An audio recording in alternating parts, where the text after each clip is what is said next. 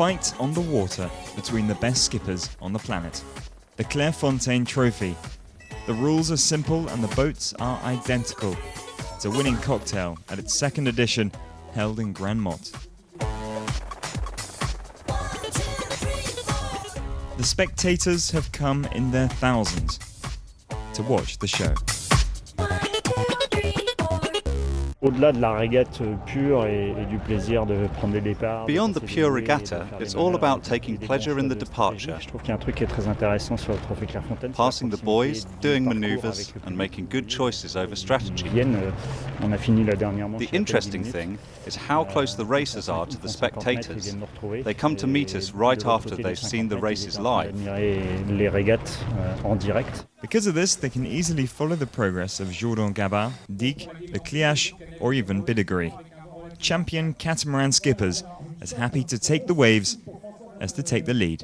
C'est un mélange entre rollerball et It's a mixture between rollerball and un karting. circuit de kart quoi. C'est A very small starting line and a tiny course. Tout petit parcours, des bateaux très rapides. Fast boats on the starting line. That's where the fight comes Tu peux in. pas accueillir tous les bateaux, donc il y a des déçus à chaque fois. It's a tense match, but ultimately there can be only one winner. This year it's Nicolas Charbonnier, a bronze medalist in Beijing, ahead of François Gabard and Pascal Bidegorry. Ouais, très content. Bah, je pense que secrètement, on était. I'm really happy.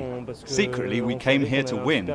We had a great crew and we did the job well. Le contrat, et puis on espère revenir. We're hoping to return next year. It allows us to meet with other champions and it's a real breath of fresh air. Sur nos épreuves habituelles, donc c'est un bol d'air super agréable. On a envie de revenir, on a envie de.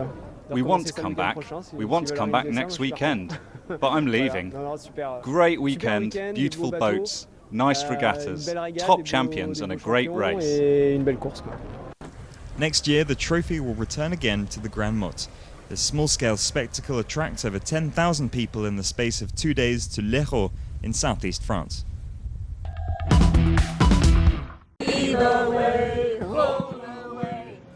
Singing on deck, a traditional thing to do when setting off sailing.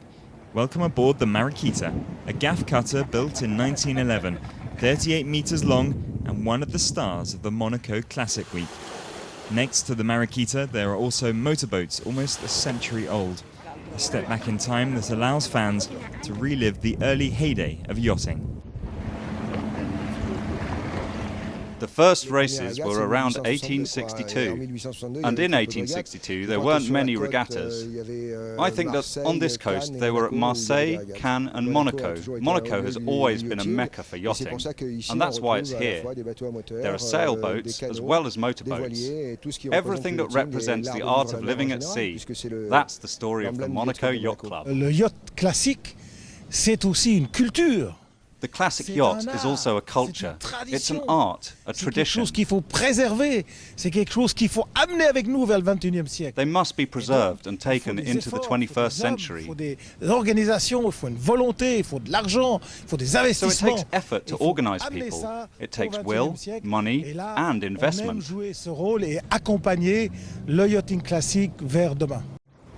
There's a lot of expectation surrounding the 15-meter class in particular, for boats that haven't sailed for a century. Dans l'avant-première guerre mondiale, la classe des 15 mètres, c'était Before la World classe War I, top the des 15-meter class was the best. Ils ont They were couru sailing partout en throughout Europe, Europe, en France, en Allemagne, France, en Espagne Spain, et Germany, en England. Angleterre.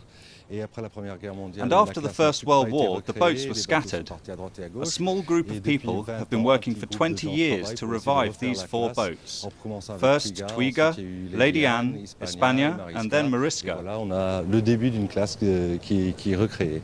La passion, c'est d'avoir des The idea is to have these boats that have a story, a past that can be restored and sailed, to bring this passion together on water and on land. Et à terre sur cette passion commune. In addition to sailing regattas, other competitions have been offered to smaller boats or dinghies. The contest of elegance is also on the programme. It's the common passion. It doesn't matter if they're motorboats or sailing boats. It's the passion they have for their boats, its historical significance, how well it is being maintained. This is what we're looking for, and that's how we are going to make a decision. Noisier than a sailboat, but also faster, this strange machine is the ancestor of the craft known as a cigarette. Very fast machines that go at hallucinatory speed. This one's commanded by Jean, a daredevil from the old school. It's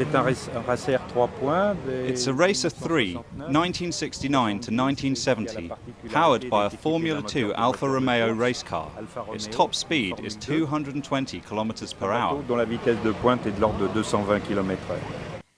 The Classic Week celebrates the traditions and art of living on the sea every 2 years.